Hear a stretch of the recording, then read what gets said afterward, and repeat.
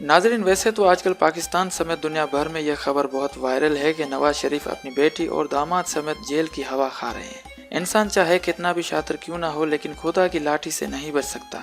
आपने अक्सर सुना होगा कि कौवा सबसे ज्यादा चालाक परिंदा है। अगर वो जाल में एक टांग से फंसता है तो वो अपनी टांग तोड़कर भी भाग जाता है। अगर उसकी दोनों टांगे जाल में आ जाएं तो वो बुरी तरह फंस जाता है।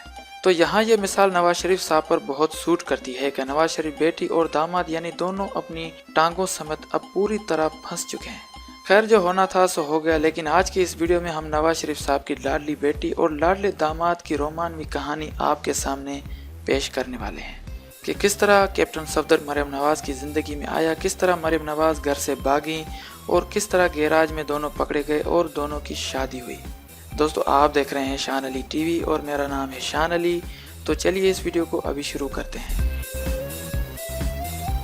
नाजरीन, आज से तकरीबन 18 साल पहले की बात है जब नवाज शरीफ पहली मरतबा वजीर आजम मुंतखब हुए थे।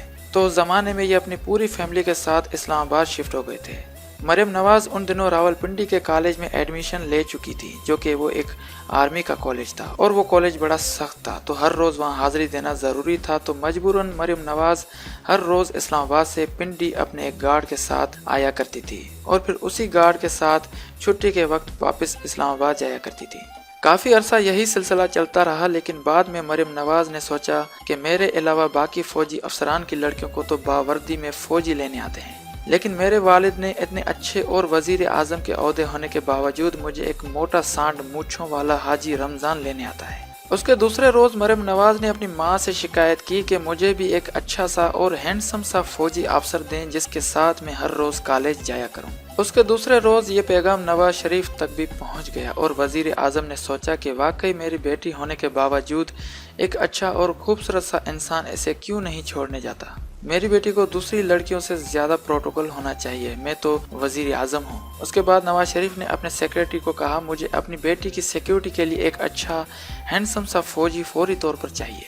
उसके अगले दिन सेक्रेटरी ने पाक फौज से राब्ता किया, लेकिन पाक फौज नवाज शरीफ की हरकतों से पहले से ही तंग थी और फिर मजबूरन उन्होंने अफसर ट्रेनिंग स्कूल का दौरा करने का फैसला किया। क्योंकि नवाज शरीफ वजीर आजम थे तो ये लोग उन्हें मना नहीं कर सकते थे। उसके अगले रोज ये अफसर ट्रेनिंग स्कूल पहुंच गए, जहां बेंच 18 के चंद अफसर्स मौजूद थे। उनमें से एक अफसर पूरे यूनिफॉर्म के साथ खाना खा रहा था, जिसने जनरल साहब को देखकर फौजी रवायत के मुताबिक सैल्यूट किया और उन्हें कहा कि चिकन कोरमा टेस्ट करें, बड़ा मजे का बना है। तो जनरल साहब को समझ आ गई कि ये वही बंदा है जो वजीर आजम नवाज शरीफ के लिए सूट करेगा और फिर जनरल साहब ने उस फौजी जवान को हुक्म दिया कि अगले दिन वजीर आजम हाउस जाकर मिलिट्री सेक्रेटरी को रिपोर्ट करें और फिर अगले रोज वो अपनी फौजी वर्दी में वजीर आजम हाउस पहुंच गया और वहां जाते ही इसको मरियम नवाज का सिक्योरिटी गार्ड होने की ड्यूटी सौंपी गई थी, जो इसने खुशी खुशी कबूल कर ली थी। ये फौजी कोई और नहीं बल्कि कैप्टन सफदर ही था।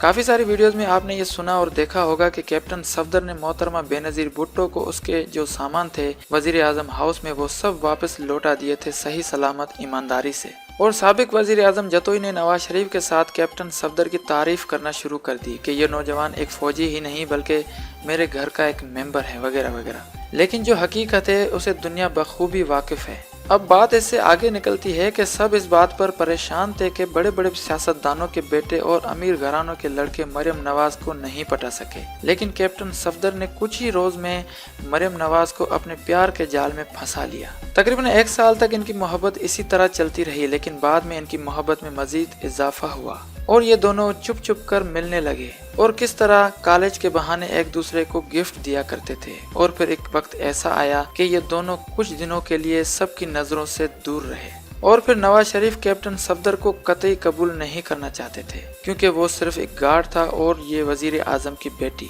लेकिन बात काफी हद से ज्यादा बढ़ गई थी, तो मजबूरन नवाज शरीफ ने दोनों की शादी का फैसला किया। लेकिन ये शादी होने में कुलसुम नवाज का बहुत बड़ा हाथ था, क्योंकि अगर इनकी शादी नहीं होती तो ये लोग किसी को मुंह दिखाने के लायक नहीं रहते। तो यही वजह है कि ये लोग हमेशा दूसरों को बुरा भला कहते थे, कभी इमरान खान को, कभी किसी और को, यहाँ तक कि इन्होंने मोहतरमा बेनजीर भुट्टो को भी इतने गंदे गंदे अल्फाज कहे थे कि सोशल मीडिया पर अब मैं आपको क्या बयान करूँ। तो आखिर आवाम कब तक चुप रहेगी। और रही बात कि अल्लाह तो इंसाफ करने वाला है कि आज से 18 साल पहले ये लोग खुद को यहाँ का बादशाह समझते थे और आज देखो ये क्या बनकर जेलों में पड़े हैं।